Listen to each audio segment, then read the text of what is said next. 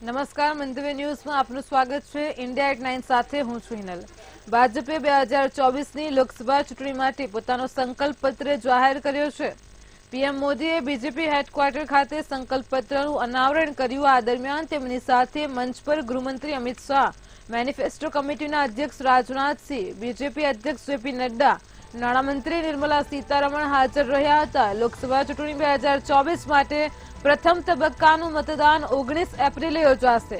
તો લોકસભા ચૂંટણી માટે દેશમાં 7 તબક્કામાં 19 અને 26 એપ્રિલે, 7, 13, 20 અને 25 મે અને 1 જૂને મતદાન થશે. તો 4 જૂને પરિણામ જાહેર થશે. ભાજપે પોતાના મેનિફેસ્ટોમાં દેશના વિવિધ વર્ગોના વિકાસ પર ધ્યાન કેન્દ્રિત કર્યું છે. પીએમ મોદીએ વારંવાર કહ્યું છે કે તેમના મતે દેશમાં માત્ર 4 જ જાતિઓ છે: યુવા, મહિલાઓ, ખેડૂતો અને ગરીબ. આને ધ્યાનમાં રાખીને ભાજપના ચૂંટણી વચનોની વિશેષતાઓમાં સમાજના આ 4 વર્ગોના ઉત્થાન માટેના અનેક પગલાઓનો સમાવેશ થાય છે. વડાપ્રધાન નરેન્દ્ર મોદીએ 2047 સુધીમાં ભારતને વિકસિત દેશ બનાવવાનું લક્ષ્ય રાખ્યું છે. તેમણે ભારતને વિશ્વની ટોચની 3 અર્થવ્યવસ્થાઓમાં સામેલ કરવાનો સંકલ્પ પણ કર્યો છે. તો ભાજપે પોતાના ઘોષણાપત્રમાં પીએમ મોદીના સંકલ્પોને પૂરા કરવાનો રોડમેપ રજૂ કર્યો છે.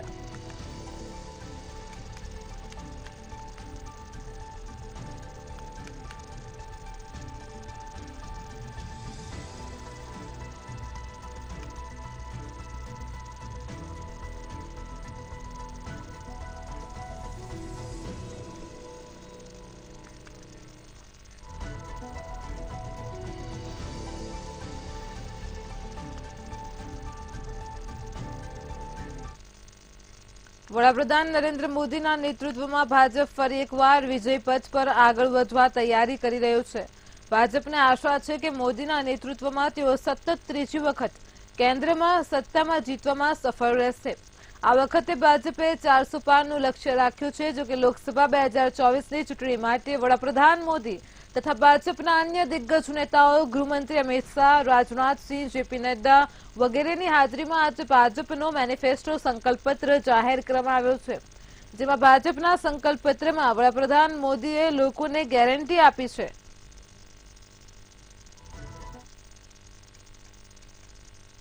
हम वन नेशन वन इलेक्शन के विचार को भी साकार करने का संकल्प लेकर के आगे बढ़ेंगे.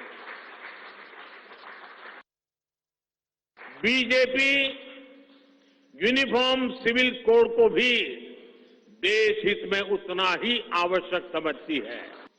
विमेन लेड डेवलपमेंट में दुनिया को दिशा दिखा रहा है.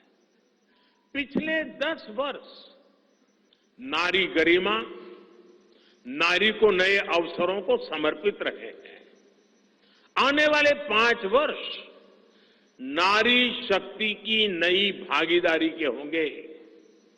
बीते 10 वर्ष में 10 करोड़ महिलाएं स्वयं सहायता समूह से जुड़ी हैं.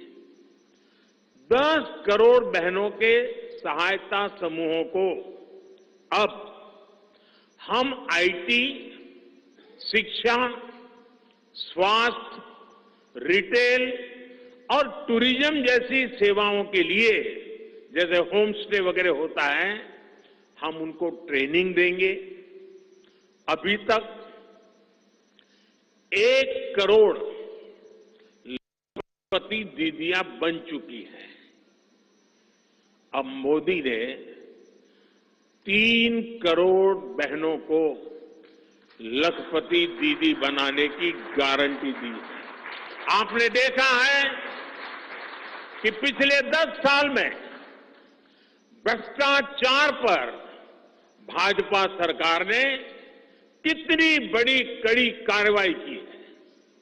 भ्रष्टाचार गरीब का हक छीनता है, मध्यम वर्ग का हक छीनता है.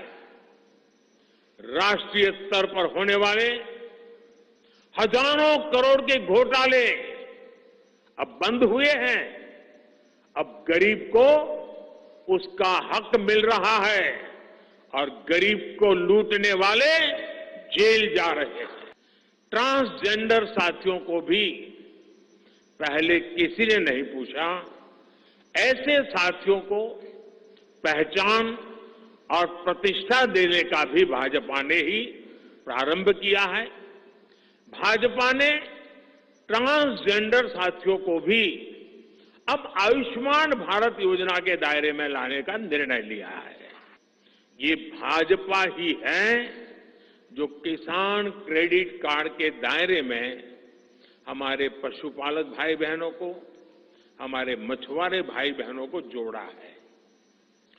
पीएम किसान सम्मान निधि का लाभ भी देश के 10 करोड़ किसानों को आगे भी जारी रहेगा।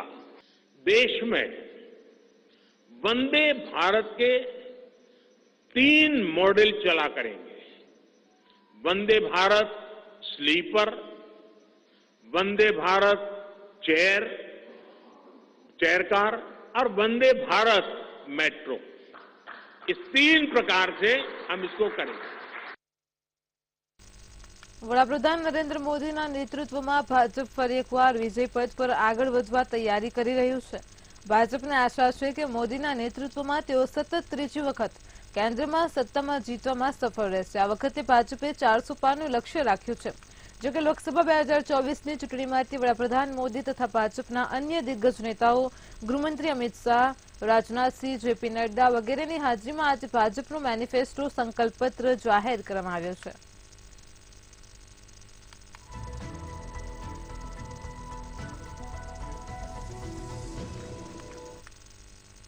सशक्त भारत के उद्घोष के साथ जो घोषणा पत्र हम लेकर आए थे, उसमें हमने आजादी के 75 वर्ष पूरे होने पर भारत की एक संकल्पना रखने के साथ साथ 2047 के भारत की भी रूपरेखा देश के सामने रखी थी। उसी भावना के अनुरूप ही हमने 5 साल के संकल्प लिए थे और मुझे ये कहते हुए साथियों प्रसन्नता है कि साल 2019 में भारत के विकास एवं जन कल्याण के लिए जो भी संकल्प हमने लिए, आज 2024 तक उन सब को पूरा करने में हमने कामयाबी हासिल की है। हमने 1951-52 में कहा, एक देश में 2 निशान, 2 विधान, 2 प्रधान नहीं चलेंगे।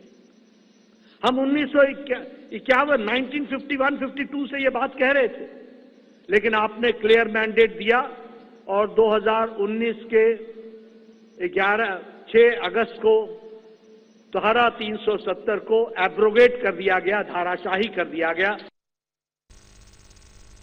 લોકસભા ચૂંટણીને ધ્યાનમાં રાખીને વડાપ્રધાન નરેન્દ્ર મોદીએ ભાજપના હેડક્વાર્ટર ખાતે ચૂંટણી ઢંઢેરો જાહેર કર્યો હતો। ત્યારે આ સાથે વડાપ્રધાન મોદીએ ચૂંટણી ઢંઢેરામાં લખેલા મુખ્ય મુદ્દાઓનો પણ ઉલ્લેખ કર્યો હતો, તો જેમાં યુએસસીનો અમલ, મફત વીજળી અને 3 કરોડ નવા મકાનો બનાવવાની ગેરંટી સામેલ છે। ભાજપના ચૂંટણી ઢંઢેરાને મોદીની ગેરંટી નામ આપવામાં આવ્યું છે, પરંતુ હવે આ ચૂંટણી ઢંઢેરાને લઈને કોંગ્રેસ નેતા રાહુલ ગાંધી, કોંગ્રેસ અધ્યક્ષ મલ્લિકાર્જુન ખડગે, પ્રિયંકા ગાંધી સહિત અનેક નેતાની પ્રતિક્રિયા સામે આવી છે। ત્યારે કોંગ્રેસના નેતા પવન ખેડાએ ભાજપના ચૂંટણી ઢંઢેરા સામે વાંધો વ્યક્ત કર્યો છે। પવન ખેડાએ શું કીધું, આવો સાંભળીએ। आप 5 साल का हिसाब दीजिए और अगले 5 साल की अपनी बात करिए।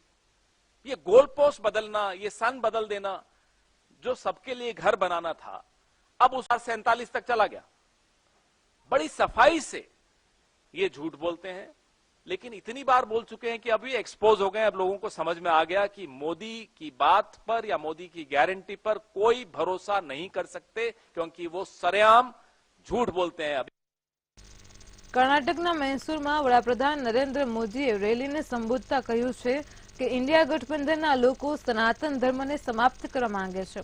તેઓ હિન્દુ ધર્મની શક્તિઓને નષ્ટ કરવા માંગે છે। જ્યાં સુધી મોદી છે ત્યાં સુધી આ દ્વેષી શક્તિઓ ક્યારેય સફળ નહીં થાય। આ મોદીની ગેરંટી છે। 2024ની લોકસભા ચૂંટણી માત્ર આગામી 5 વર્ષ નહીં, પરંતુ 2047નું વિકસિત ભારતનું સપનું નક્કી થશે। इंडिया अलायंस के लोग सनातन को समाप्त करना चाहते हैं, हिंदू धर्म की शक्ति का विनाश करना चाहते हैं, लेकिन जब तक मोदी है,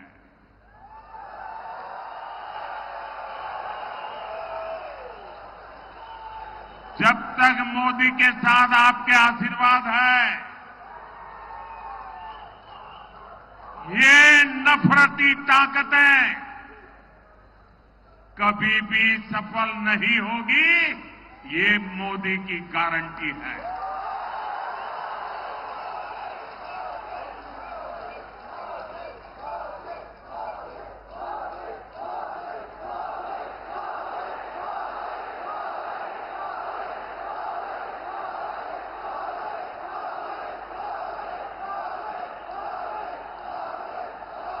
साथियों, 2024 का लोकसभा चुनाव अगले 5 इयर्स नहीं, बल्कि 2047 के विकसित भारत का भविष्य तय करेगा। इसलिए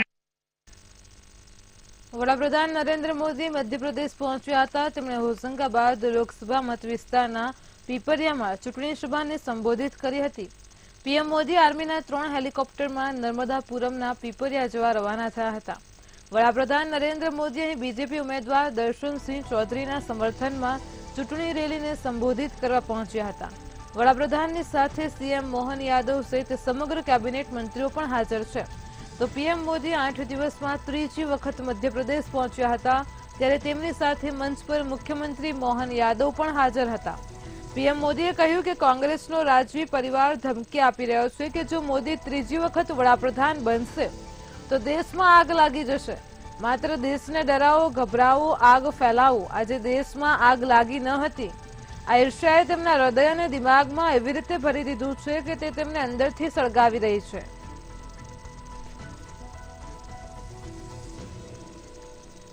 હોશંગાબાદ મત વિસ્તારના પીપરિયામાં સભા આયોજન કરાયું હતું। તો એમપીમાં રાજકારણમાં ગરમાવો આવ્યો છે। દર્શનસિંહ ચૌધરીના સમર્થનમાં ચૂંટણી રેલીને વડાપ્રધાન નરેન્દ્ર મોદીએ સંબોધિત કરી છે।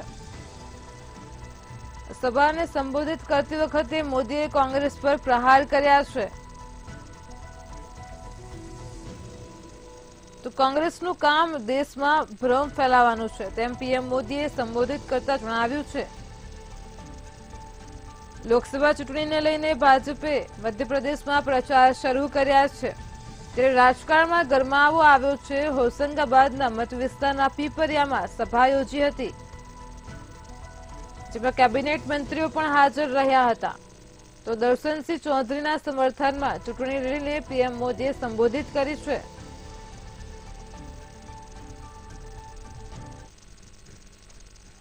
कांग्रेस की माने तो तब लोकतंत्र ठीक चल रहा था, फल फूल रहा था, ऐसे वो मार रहे गप्पे। लेकिन जैसे ही गरीब घर का बेटा प्रधानमंत्री बना तो कांग्रेस अफवाह फैलाने लगी कि मोदी आया है, संविधान और लोकतंत्र पे खतरा हो जाएगा। ये कांग्रेस वाले आपको पता नहीं है, ये बाबा साहब का संविधान है ना, उसके कारण तो मोदी यहां पहुंचा है। બિહારમાં સંરક્ષણ પ્રધાન રાજનાથ સિંહે કહ્યું કે અમારા નિવૃત્ત નૌકાદળના નિવૃત્ત સૈનિકો કે જેઓ કતારની કેટલીક કંપનીઓમાં કામ કરતા હતા તેમને મૃત્યુદંડની સજા આપવામાં આવી હતી। પીએમ મોદીએ કતારના પીએમ સાથે વાત કરી હતી અને 2-3 દિવસમાં તેમની સજા પલટાઈ હતી અને નિવૃત્ત નૌકાદળ નિવૃત્ત સૈનિકો ભારતમાં પાછા આવ્યા। આ ભારતની શક્તિ છે। में काम करते हैं हमारे जवान, हमारे अधिकारी, नौसेना के हमारे कुछ पूर्व अधिकारी रिटायर हो चुके थे कतर में। वो वहां कुछ कंपनियों में जाकर काम कर रहे थे। यह काम करने की आजादी होती है रिटायर होने के बाद। किसी मामले में कतर की अदालत ने उन्हें फांसी की सजा दे दी।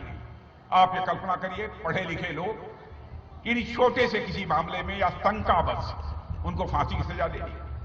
फांसी होना तय था।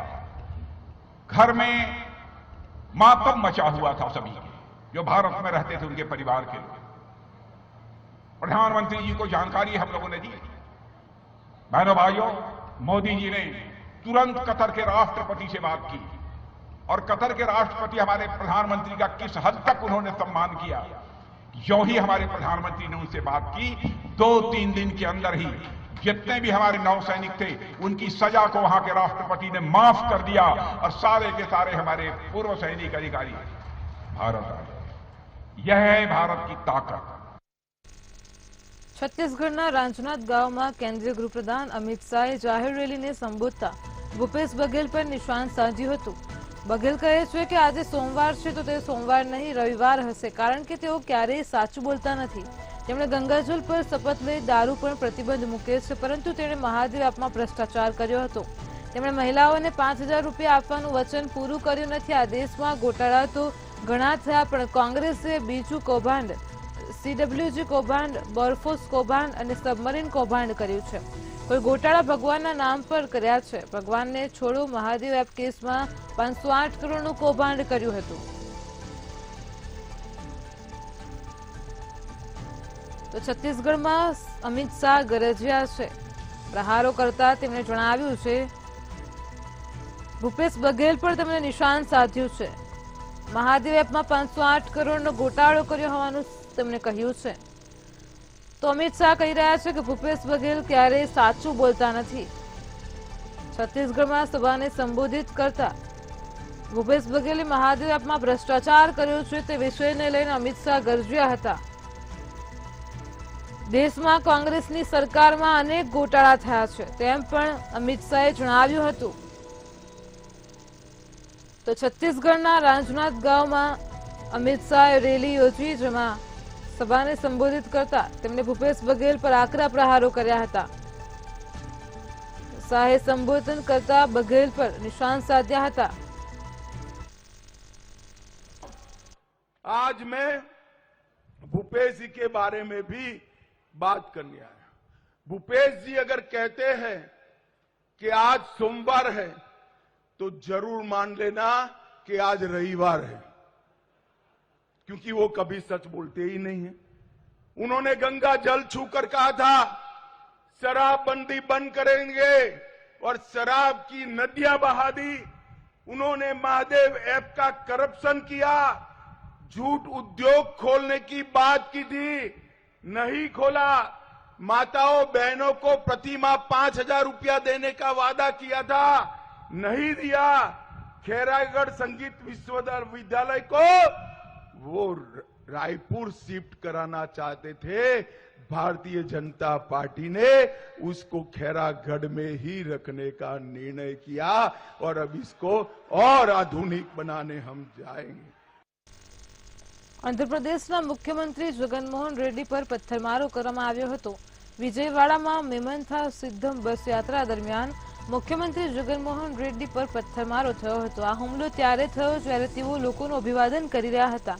આ દરમિયાન પથ્થર વાગવાથી મુખ્યમંત્રી જગનના માથા પર ઈજા પહોંચી હતી। આ સાથે જ મુખ્યમંત્રીને બાજુમાં ઉભેલા ધારાસભ્ય વેલ્લમપલ્લીની જમણી આંખની ઉપરના ભાગમાં પણ ઈજા થઈ છે।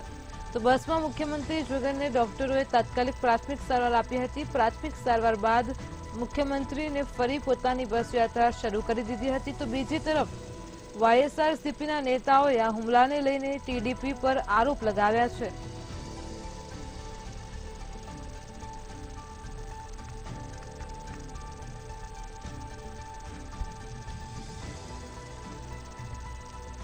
તો આંધ્રપ્રદેશના CM પર પથ્થરમારાની ઘટના સામે આવી હતી। જગનમોહન રેડ્ડી પર પથ્થરમારો કરાયો હતો। મેમંથા સિદ્ધમ બસ યાત્રા દરમિયાન આ ઘટના બની છે, જેમાં તેમની બાજુમાં ઉભેલા ધારાસભ્યના આંખના ભાગે પણ તેમને ઈજા પહોંચી હતી। તો પથ્થર વાગવાથી મુખ્યમંત્રીના માથા પર ઈજા થઈ હતી। બસ યાત્રા દરમિયાન તેમને પ્રાથમિક સારવાર પણ આપવામાં આવી હતી। મુખ્યમંત્રીને ડોક્ટરોએ તાત્કાલિક સારવાર આપી હતી। આંધ્રપ્રદેશના CM પર પથ્થરમારાની ઘટના સામે આવી હતી। આંધ્રપ્રદેશના મુખ્યમંત્રી પર પથ્થરમારો થયો હતો। તો જગનમોહન રેડ્ડી પર પથ્થરમારો કરાયો હતો। તે દરમિયાન બસ યાત્રામાં તેમને પ્રાથમિક સારવાર પણ આપવામાં આવી હતી।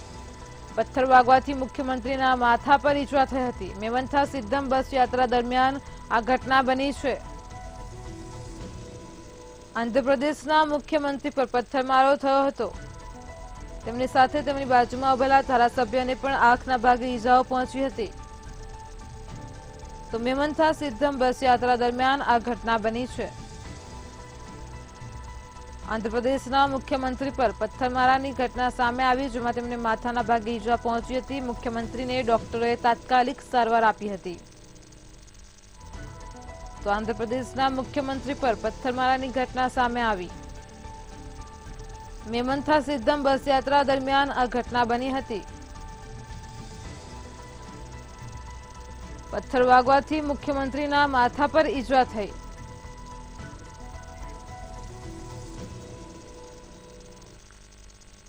કેન્દ્ર સરકારના વિવાદાસ્પદ ચૂંટણી બોન્ડ યોજનામાં સૌથી વધુ દાન આપવામાં બીજા ક્રમે રહેનારી હૈદરાબાદ સ્થિત મેઘા એન્જિનિયરિંગ ફરી વિવાદોમાં સપડાઈ છે. સીબીઆઈએ કંપની વિરુદ્ધ ₹315 કરોડના પ્રોજેક્ટમાં ભ્રષ્ટાચારનો કેસ કર્યો છે. આ સાથે સીબીઆઈએ એનઆઈએસપી અને એમડીસીના 8 અધિકારીઓ તથા મેકોનના 2 અધિકારીઓના નામ પણ એફઆઈઆરમાં નોંધ્યા છે.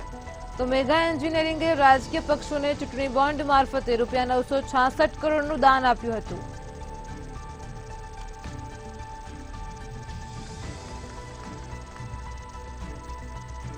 મેઘા એન્જિનિયરિંગ ફરી વિવાદોમાં આવી છે. હૈદરાબાદમાં સ્થિત કંપની ફરી વિવાદમાં આવી છે.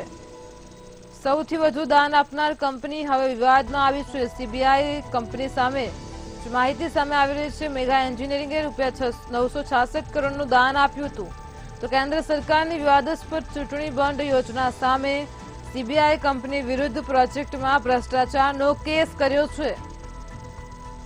હૈદરાબાદ સ્થિત આ મેઘા એન્જિનિયરિંગ ફરી વિવાદોમાં આવી છે. કેન્દ્ર સરકારની વિવાદાસ્પદ ચૂંટણી બોન્ડ યોજનામાં વિગતો જે સામે આવી રહી છે. સીબીઆઈએ આ કંપની વિરુદ્ધ કેસ કર્યો છે. મેઘા એન્જિનિયરિંગે ₹966 કરોડનું દાન આપ્યું હતું. યોજનામાં સૌથી વધુ દાન આપનાર આ કંપની હાલ વિવાદોમાં છે.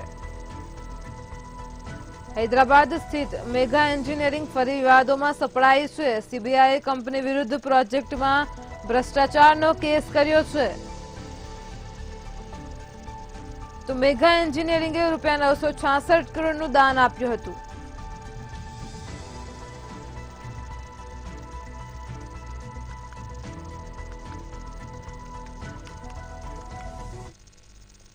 પૂર્વોત્તર રાજ્ય મણિપુરમાં છેલ્લા ઘણા સમયથી હિંસા ફાટી નીકળી છે. લોકસભા ચૂંટણી પહેલા પણ આ હિંસા હજુ યથાવત છે. અહીં કુકી અને મેઈતેઈ સમુદાયો વચ્ચે હિંસા ફાટી નીકળી છે. હવે ફરી એક વખત 2 શસ્ત્ર જૂથો વચ્ચે અંધાધૂંધ ગોળીબાર થયો છે. ઉપદ્રવીઓએ 3 જિલ્લા કંગપોકી, ઉખરુલ અને ઇમ્ફાલ પૂર્વના ત્રિજંક્શન જિલ્લામાં એકબીજા પર ગોળીબાર કર્યો હતો. આ ગોળીબારમાં કુકી સમુદાયના 2 લોકોના મોત થઈ ગયા છે. હવે ફરી એક વખત હિંસા ફાટી નીકળતા અને 2 લોકોના મોતથી હડકંપ મચી ગયો છે.